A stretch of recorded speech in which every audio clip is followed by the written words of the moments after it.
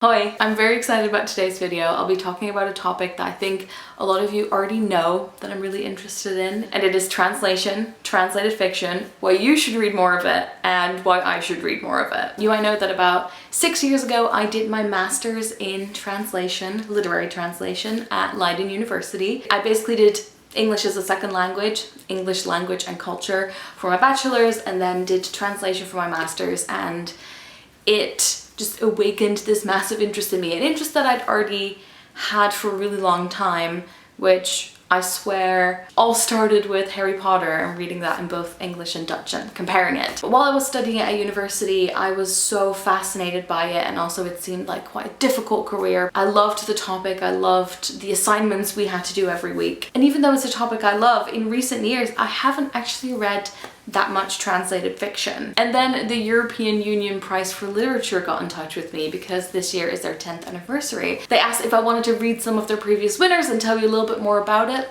and it seemed like the perfect match. Here are the books I picked. I'm gonna talk you through it and hopefully convince you to pick up some translated fiction yourself. I picked these by going through a list of all the previous winners from the last 10 years, and then I picked some books that had also been translated into English.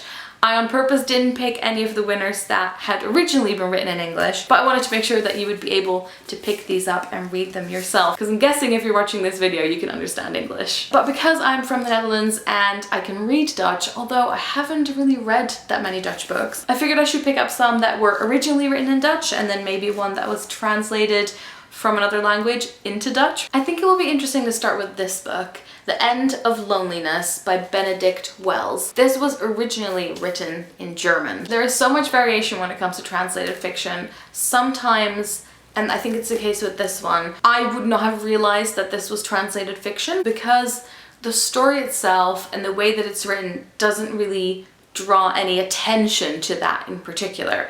It's a different case of some of the other books, which I'll go through, but this is basically the story of 3 siblings and what happens to them when their parents pass away, but it's being told from the perspective of one of the siblings, looking back at their happy childhood and then their parents dying and them going into homes, and how they all change in different ways and how they stay in touch or lose touch with each other. It's a really quick read. It feels like these snapshots of someone's life, and somehow it reminded me a little bit of A Little Life, although not quite as dramatic as that. But it's the way that you kind of keep like zooming in and out of someone's life and seeing the relationships they have with friends and their weak moments and their strong moments. This book actually came out really recently in Germany in 2016. I think it's come out in 2018, which I didn't realize, in English, and it's been translated into 26 languages. I think it is really easy to just read books that were written in English. Obviously there is like quite a bit of translated fiction that makes it into the charts and into bookshops, but sometimes if you go by what everyone else is reading or what's really popular, you can easily basically spend a whole year and not read any translated fiction. I've done this myself so much, and even though there are obviously authors from all different backgrounds and loads of different perspectives writing in English, I do think there's something really special and unique that you get from reading a translation. It obviously opens you up to so many more books, so many perspectives, and I think I want to talk about this one next because I think the perspective thing and the different culture and the way language works really jumped out for me in this book. This is Land of Love and Ruins, or in Dutch, Land van Liefde en Ruïnes. This was originally written in Icelandic, and this is almost like a series of diary entries by the author. Her name is Oddný, I'm gonna say. She recently got divorced, has fallen in love with someone else, is trying to figure out what she's going to do with her life and kind of her place in the world, but it's all very much on a day-to-day basis. So one day she'll really go into the Icelandic economy and talk about it with friends, and then another day she talks about like living with another person, about her relationship with her brother and nature. It's very much tied to nature. There's a lot of like sleeping in huts and tents and wandering around. This book definitely jumps all over the place. You almost have to just jump into the ocean and let yourself be taken by the waves. What I found really special about this book is that, first of all the chapters are named by what the location is that she's in, and then the day, and all the days are different celebration days. Some of them are international, and I think a lot of them are Icelandic. So one of them is like, I guess I would call it Profiterole Day, and she'll also bring up different words and think about words and change them. And the way the translator's done it in Dutch is that they would also include the Icelandic word to explain it. Because of the nature of this book, it really made me think about the country where it was set and what it was like to be a person living in Iceland. I think translated fiction, in one way or another,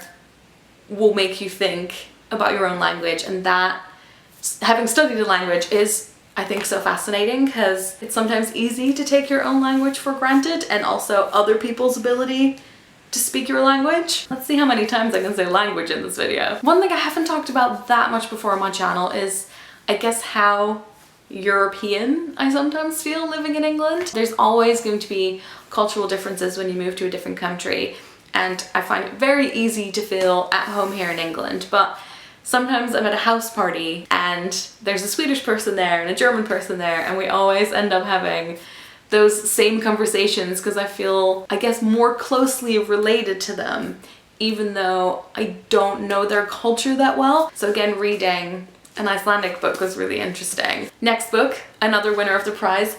This is The Willow King by Meelis Friedenthal, and it was written in Estonian, and this is an English translation by Pushkin Press. This is a weird one, but it really caught my interest.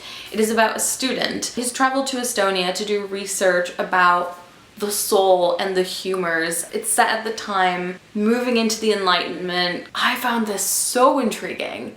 It was definitely, I don't want to say quirky, but a bit weird. And it really reminded me of some travel journals that I actually read during my degree, some like more historical travel journals. And I'm really interested in the humors and old medicine and old beliefs about how the body worked and how the mind worked. And that definitely comes to play in this.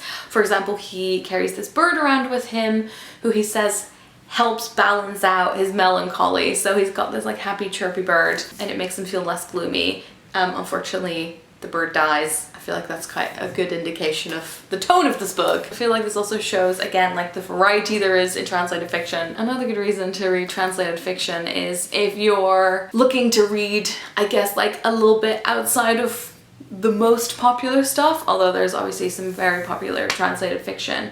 But if you want to read something, I guess, a bit more obscure sometimes, looking for lists of translated fiction can be like quite a good way to start. Then you can read it, love it, and convince other people to read it as well. Okay, so I wanted to end with this book, which is a Dutch book. Again, has also been translated into English. I'm reading the Dutch version. I haven't entirely finished this one yet. And it is De Nederlandse Maagd by Marente de Moor, or The Dutch Virgin. This book, at the same time, kind of confirmed what I thought it would be about, but then also went a lot further than that. Let's see when this was published, actually. So this came out in 2010, and it actually starts with a Romeo and Juliet quote in English. It's another thing that I love talking about and that I often try and explain to people in England, where English is used so much in other countries in different ways, and sometimes it's just because it sounds cool. So a lot of ads will use English, but then it's funny to see an English quote at the front of this, not translated to Dutch. This is about a teenage Dutch girl who is really into fencing.